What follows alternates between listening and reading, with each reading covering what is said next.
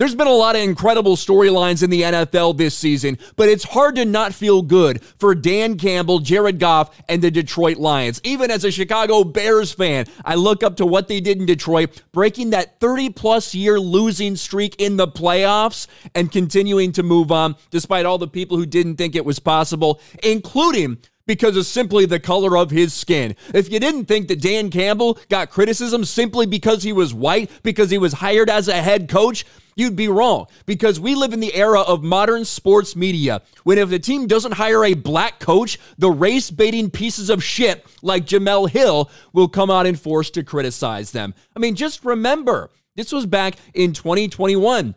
Jemele Hill, this is who black coaches are losing opportunities to. And this is in Dan Campbell's, big announcement speech when he was, told that he was going to be the head coach. And I guess Jemele Hill had a problem with his speech here. So this team's going to be built on, we're going to kick you in the teeth. All right. And when you punch us back, we're going to smile at you. And when you knock us down, we're going to get up. And on the way up, we're going to bite a kneecap off. All right. And we're going to stand up. And then it's going to take 2 more shots to knock us down. All right. And on the way up, I'm going to take your other kneecap and we're going to get up. And then it's going to take 3 shots to get us down. And when we do, we're going to take another hunk out of you. Before long, we're going to be the last one standing. All right, that's going to be the mentality. Now, as intense as that sounded when he first came up there, that was the tone he wanted to set as head coach. That kind of is what's continued to happen over the next couple years. We've seen this team continue to improve despite all the naysayers, despite people like Jemele Hill who tried to insinuate that because he was white, he shouldn't have got this job. It should have gone to a black person. Now, seemingly Jemele Hill has nothing to fucking say. Not only did they win the NFC North, but they also have now won the first playoff game in 3+ decades. And Jemele Hill, strangely silent on the entire thing. Jemele Hill silent on Dan Campbell and Detroit Lions after implying he only got the job for being white. Because this was not the only time that she decided to talk about that. Hill continued a full year later, criticizing Campbell again for getting the Lions job after he made some aggressive play calls towards the end of a loss to the Baltimore Ravens.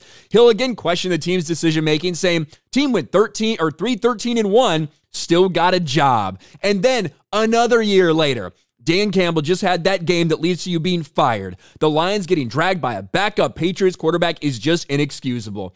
Man, I wonder why she hasn't been talking lately. I wonder why she hasn't been so critical of Dan Campbell for his white fucking skin and that he shouldn't have been hired when he now has led this team to a division title and their first playoff win in 32 years. I wonder why that is, Jemele Hill. I think we all know why she really won't ever say anything, because the race hustle, the race script must continue on. But everybody else, all normal people in the world, feel pretty good for Dan Campbell and what he's been able to do there. You can tell this dude cares a lot. And despite some struggles early on, the team had faith in him, the ownership had faith in him, and now he's led them back to a place where a lot of people did not think they could get to. What do you guys think about this? Let me know in the comments section below. Smash a like button, subscribe to the channel, ring the bell for notifications, share this video out there, and I'll talk to you later.